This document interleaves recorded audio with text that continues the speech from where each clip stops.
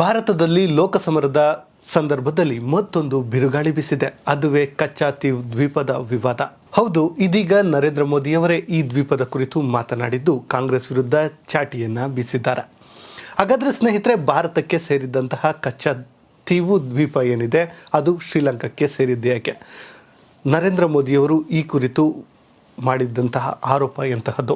ಆ ಕುರಿತ ಒಂದು ವಿಶೇಷ ವರದಿ ನಿಮ್ಮ ಮುಂದೆ.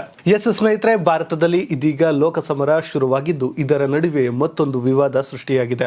ಅದರಲ್ಲಿಯೂ ಕೂಡ ನರೇಂದ್ರ ಮೋದಿಯವರು ಕಚ್ಚಾ ದ್ವೀಪ ಇದೆ ಅದರ ಬಗ್ಗೆ ಮಾತನಾಡಿದ್ದು ಕಾಂಗ್ರೆಸ್ ಮೇಲೆ ಭಾರಿ ಆರೋಪವನ್ನೇ ಮಾಡಿದ್ದಾರೆ. ಅದಷ್ಟೇ ಅಲ್ಲದೆ ತಮ್ಮ ಸ್ವಾರ್ಥಕ್ಕಾಗಿ ಈ ದ್ವೀಪವನ್ನು ಶ್ರೀಲಂಕಾಕ್ಕೆ ಬಿಟ್ಟುಕೊಟ್ಟಿದ್ದಾರೆ ಎನ್ನುವ ಮೂಲಕ ಭಾರಿ ಚರ್ಚೆಗೆ ಕಾರಣವಾಗ್ತಿದ್ದಾರೆ. ಇಂತಹ ಸಂದರ್ಭದಲ್ಲಿ ಕಾಂಗ್ರೆಸ್ ಕೂಡ ಇದಕ್ಕೆ ತಕ್ಕ ಉತ್ತರವನ್ನ ಕೊಟ್ಟಿದೆ. ಹಾಗಾದ್ರೆ ಕಾಂಗ್ರೆಸ್ ಇದಕ್ಕೆ ಕೊಟ್ಟಂತಹ ಪ್ರತ್ಯುತ್ತರ ಏನು? ಮೋದಿ ಅವರು ಹೇಳ್ತಿರೋದೇನು? ಹಾಗಾದ್ರೆ ಏನಿದು ಕಚ್ಚಾ ದ್ವೀಪದ ವಿವಾದ? ಆ ಕುರಿತು ಸ್ವಲ್ಪ ಮಾಹಿತಿಯನ್ನ ನೋಡ್ಕೊಂಡು ಬರೋಣ. ಸ್ನೇಹಿತರೆ, ನಿಮ್ಮೆಲ್ಲರಿಗೂ ಗೊತ್ತಿರುವಂತೆ ಈ ವರ್ಷದ ಆರಂಭದಲ್ಲಿ ನರೇಂದ್ರ ಮೋದಿಯವರು ಲಕ್ಷದ್ವೀಪಕ್ಕೆ ಭೇಟಿ ನೀಡಿ ಬಳಿಕ ಏನೆಲ್ಲ ಬೆಳವಣಿಗೆಗಳು ಆಗಿದ್ವು ಅನ್ನೋದು ನಿಮ್ಮೆಲ್ಲರಿಗೂ ಗೊತ್ತಿರುವಂತಹ ವಿಚಾರವೇ. ಇದರಿಂದ ಮಾಲ್ಡೀವ್ಸ್ ಪರಿಸ್ಥಿತಿಯೇ ಬದಲಾಯಿತು. ಇದಾದ ಬಳಿಕ ಲಕ್ಷದ್ವೀಪದಲ್ಲಿ ಅಭಿವೃದ್ಧಿಯ ಪರ್ವ ಶುರುವಾಯಿತು. ಇದೆಲ್ಲವೂ ನಿಮಗೆ ಗೊತ್ತಿರುವಂತಹ ವಿಚಾರವೇ. ಇದೀಗ ಅದಾದ ಕೆಲ 3 ತಿಂಗಳ ಬಳಿಕ ಭಾರತದಲ್ಲಿ ಲೋಕಸಭಾ ಚುನಾವಣೆ ನಡೆಯುವ ಹೊತ್ತಿನಲ್ಲಿ ರಾಷ್ಟ್ರ ರಾಜಕಾರಣದಲ್ಲಿ ಕಚ್ಚಾ ದ್ವೀಪದ ಬಗ್ಗೆ ಬಿಸಿ ಬಿಸಿಯಾದ ಚರ್ಚೆಯಾಗ್ತಿವೆ. ಶ್ರೀಲಂಕಾಕ್ಕೆ ಭಾರತವು ಬಿಟ್ಟುಕೊಟ್ಟಂತಹ ಕಚ್ಚಾ ದ್ವೀಪದ ಬಗ್ಗೆ RTI ಏನಿದೆ ಅಲ್ಲಿ ಸಿಕ್ಕಂತಹ ಮಾಹಿತಿ ಇದೀಗ ಬಹಿರಂಗಗೊಂಡಿದ್ದು ಅಚ್ಚರಿಯ ಅಂಶಗಳು ಇದೀಗ ಹೊರಬರ್ತಿವೆ. ಹೌದು ಸ್ನೇಹಿತರೆ, ನಿಮ್ಮೆಲ್ಲರಿಗೂ ಗೊತ್ತಿರುವಂತೆ RTI ಮೂಲಕ ಒಂದು ಅರ್ಜಿಯನ್ನ ಸಲ್ಲಿಸಲಾಗಿತ್ತು. ಈ ಕಚ್ಚಾ ದ್ವೀಪ ಏನಿದೆ ಅದರ ಬಗ್ಗೆ ಮಾಹಿತಿಯನ್ನ ಕೇಳಲಾಗಿತ್ತು. ಆ ಮಾಹಿತಿಯನ್ನ ಕೇಳಿದ್ದು ಮತ್ಯಾರು ಅಲ್ಲ, ಈಗ ತಮಿಳುನಾಡಿನಲ್ಲಿ ಬಿಜೆಪಿಯ ಕ್ರಾಂತಿಯನ್ನೇ ಮೂಡಿಸುತ್ತಿರುವಂತಹ ಅಣ್ಣಾಮಲೈರವರು ಇಂತಹದ್ದೊಂದು ಅರ್ಜಿಯನ್ನು ಹಾಕಿದ್ರು. ಅದರಲ್ಲಿ ಸಿಕ್ಕಂತ ಮಾಹಿತಿ ಅಚ್ಚರಿ ಪಡುವಂತಿದೆ. ಯಾಕಂದ್ರೆ ಈ ಕಚ್ಚಾ ದ್ವೀಪ ಏನಿದೆ ಅದು ಭಾರತಕ್ಕೆ ಸೇರಿದ್ದು, ಇದನ್ನ ಭಾರತವೇ ಶ್ರೀಲಂಕಾಕ್ಕೆ ಬಿಟ್ಟುಕೊಟ್ಟಿರುವಂಥದ್ದು ಎನ್ನುವಂಥದ್ದು ಇದೀಗ ವಿವಾದಕ್ಕೆ ಕಾರಣವಾಗ್ತಾ ಇದೆ. ಅದಷ್ಟೇ ಅಲ್ಲದೆ ಇದೇ ವಿಚಾರ ತಮಿಳುನಾಡಿನಲ್ಲಿ ರಾಜಕೀಯ ಅಲೆಯನ್ನ ಬೀರಿಸುವ ಸಾಧ್ಯತೆಗಳು ಹೆಚ್ಚಿದೆ.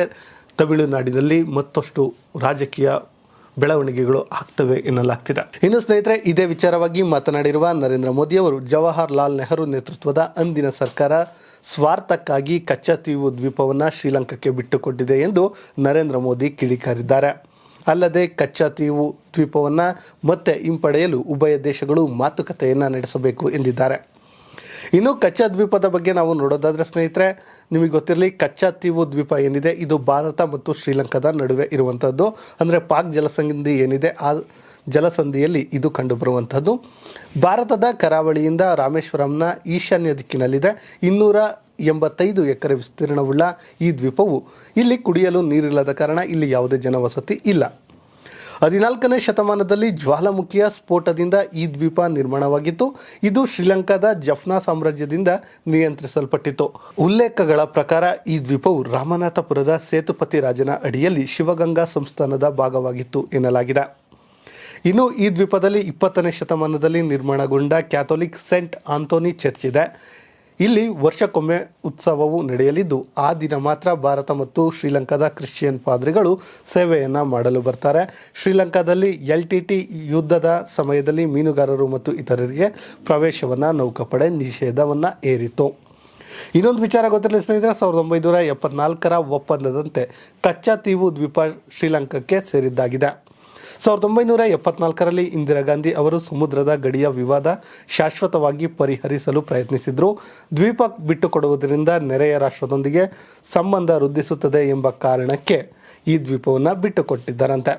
ಮತ್ತೊಂದು ವಿಚಾರ ಏನಂದ್ರೆ, ನೆಹರು ಕೂಡ ಮೇ 10, 1961ರಂದು ಈ ವಿಚಾರವನ್ನು 1 ನಿಮಿಷದಲ್ಲಿ ಅಪ್ರಸ್ತುತವೆಂದು ತಳ್ಳಿ ಹಾಕಿದ್ರಂತೆ. ಈ ದ್ವೀಪದ ಮೇಲಿನ ಹಕ್ಕು ಬಿಟ್ಟುಕೊಡಲು ನಾನು ಯಾವುದೇ ಹಿಂಜರಿಕೆ ತೋರುವುದಿಲ್ಲ ಎಂದು ಅವರು ಬರೆದುಕೊಂಡಿದ್ದಾರೆ. ನಾನು ಈ ಪುಟ್ಟ ದ್ವೀಪವನ್ನು ಗೌರವಿಸುವುದಿಲ್ಲ ಮತ್ತು ಅದರ ಮೇಲಿನ ಹಕ್ಕು ಬಿಟ್ಟುಕೊಡಲು ಯಾವುದೇ ಹಿಂಜರಿಕೆ ಇಲ್ಲ. ಈ ವಿವಾದವು ಅನಿರ್ದಿಷ್ಟವಾಗಿ ಮುಂದುವರಿಯುವುದು ಮತ್ತು ಸಂಸತ್ನಲ್ಲಿ ಮತ್ತೆ ಮತ್ತೆ ಪ್ರಸ್ತಾಪಿಸುವುದು ನನಗೆ ಇಷ್ಟವಿಲ್ಲ ಎಂದಿದ್ದಾರಂತೆ. ಇನ್ನು ಸ್ನೇಹಿತರೆ, ಈ ದ್ವೀಪ ಏನಿದೆ ಈ ದ್ವೀಪದಲ್ಲಿ ಇದೀಗ ಮೀನುಗಾರಿಕೆಯನ್ನು ನಿಷೇಧ ಮಾಡಲಾಗಿದೆ.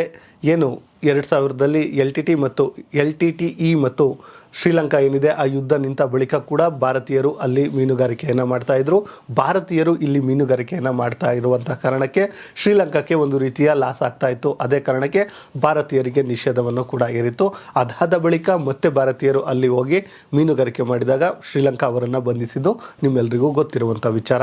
ಅದೇ ಕಾರಣಕ್ಕೆ ತಮಿಳುನಾಡಿನಲ್ಲಿ ಈ ದ್ವೀಪದ ಕುರಿತು ಇನ್ನಿಲ್ಲದ ಚರ್ಚೆಗಳು ಕೂಡ ಆಗ್ತವೆ. ಇನ್ನು ಸ್ನೇಹಿತರೆ, ಈ ವಿಚಾರವಾಗಿ ಈ ಹಿಂದಿನ ತಮಿಳುನಾಡಿನ ಸಿಎಂ ಆಗಿದ್ದಂತಹ ಜಯಲಲಿತಾ 1974ರ ಒಪ್ಪಂದ ಏನಿದೆ ಅದರ ವಿರುದ್ಧ ಸುಪ್ರೀಂ ಕೋರ್ಟ್ ಕೂಡ ಹತ್ತಿದ್ರು ಎನ್ನುವಂತಹ ಮಾಹಿತಿ ಇದೆ.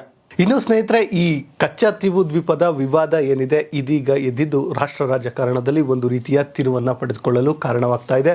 ಅದರಲ್ಲೂ ಕೂಡ ಬಿಜೆಪಿ ಇದರ ವಿರುದ್ಧ ಹೋರಾಟಗಳನ್ನೇ ಮಾಡಲು ಮುಂದಾಗಿದೆ. ಅದರಲ್ಲೂ ಕೂಡ ವಿಶೇಷವಾಗಿ ತಮಿಳುನಾಡಿನಲ್ಲಿ ಏನು ಇದೀಗ ಬಿಜೆಪಿ ತನ್ನ ಕ್ರಾಂತಿಯನ್ನು ಮಾಡಲು ಹೊರಟಿದೆ ಅದಕ್ಕೊಂದು ಬಹುದೊಡ್ಡ ಅಸ್ತ್ರ ಇದಾಗಿದೆ. ಆ ಕಾರಣದಿಂದ ಇದೀಗ ಇದು ಹೆಚ್ಚು ಚರ್ಚೆಗೆ ಕಾರಣವಾಗ್ತಾ ಇದೆ. ಇನ್ನು ಸ್ನೇಹಿತರೆ, ನಿಮಗೆ ಗೊತ್ತಿರಬಹುದು, ನರೇಂದ್ರ ಮೋದಿ ಅವರು ನಮ್ಮ ಅಕ್ಕಪಕ್ಕದ ರಾಷ್ಟ್ರಗಳೊಂದಿಗೆ ಉತ್ತಮ ಸಂಬಂಧವನ್ನು ಬೆಳೆಸ್ಕೊಳ್ತಾ ಇದ್ದಾರೆ. ಅದರಲ್ಲೂ ಕೂಡ ನಮ್ಮ ದೇಶದ ಗಡಿಯ ಭಾಗಗಳೇನಿವೆ ಅವುಗಳನ್ನು ಸುಭದ್ರ ಮಾಡಿಕೊಳ್ಳಲು ಹೋಗ್ತಾ ಇದೆ. ಅದರಲ್ಲೂ ಕೂಡ ಇತ್ತೀಚೆಗಂತೂ ಚೀನಾ ಶ್ರೀಲಂಕಾಕ್ಕೆ ಬಂದು ಭಾರತವನ್ನು ಟಾರ್ಗೆಟ್ ಮಾಡ್ತಾ ಇದೆ. ಇಂತಹ ಸಂದರ್ಭದಲ್ಲಿ ಶ್ರೀಲಂಕಾಕ್ಕೆ ಸೇರಿದಂತಹ ಒಂದು ಕಚ್ಚಾತೀವು ದ್ವೀಪ ಏನಿದೆ ಅದು ಭಾರತಕ್ಕೆ ಸೇರಿದ್ದು ಅಂದರೆ ಅದು ಎಷ್ಟು ಇಂಪಾರ್ಟೆಂಟ್ ಆಗುತ್ತೆ. ಸೊ ಆ ಕಾರಣದಿಂದಲೇ ಇದೀಗ ಅದನ್ನು ಪಡೆಯುವಂತಹ ಪ್ರಯತ್ನದಲ್ಲಿ ಭಾರತ ಸರ್ಕಾರ ಮುಂದುವರಿಯಬೇಕಿದೆ. ಅದಕ್ಕಾಗಿ ನರೇಂದ್ರ ಮೋದಿಯವರು ಕೂಡ ಇಂತಹದ್ದೊಂದು ಮಾತನ್ನು ಹೇಳಿದ್ದಾರೆ. ಆದಷ್ಟು ಬೇಗ ಅಂದರೆ ಏನು ಶ್ರೀಲಂಕಾ ಮತ್ತು ಭಾರತದ ನಡುವೆ ಒಂದು ರೀತಿ ಮಾತುಕತೆಯ ಮೂಲಕ ಇದನ್ನು ವಾಪಸ್ ಪಡೆಯಬಹುದು ಎನ್ನುವಂತಹ ಮಾತನ್ನು ಹೇಳಿದ್ದಾರೆ. ಒಟ್ಟಾರೆಯಾಗಿ ಹೇಳೋದಾದರೆ ಈ ಕಚ್ಚಾತೀವು ದ್ವೀಪ ಭಾರತಕ್ಕೆ ಈ ಹಿಂದೆ ಸೇರಿತ್ತು. ಆದರೆ 1974ರ ಒಪ್ಪಂದದ ಪ್ರಕಾರ ಶ್ರೀಲಂಕಾಕ್ಕೆ ಸೇರಿದೆ. ಆದರೆ ಅದು ಆಕ್ಚುಲಿ ಭಾರತಕ್ಕೆ ಸೇರಿದ್ದು ಎನ್ನುವಂಥದ್ದು ಈಗಿನ ಸರ್ಕಾರದ ವಾದವಾಗಿದೆ. ಇಂತಹದ್ದೇ ಸುದ್ದಿಗಾಗಿ ಸದಾ ನೋಡ್ತಾ ಇರಿ ಲೈನ್ ಟಿವಿ ಕನ್ನಡ.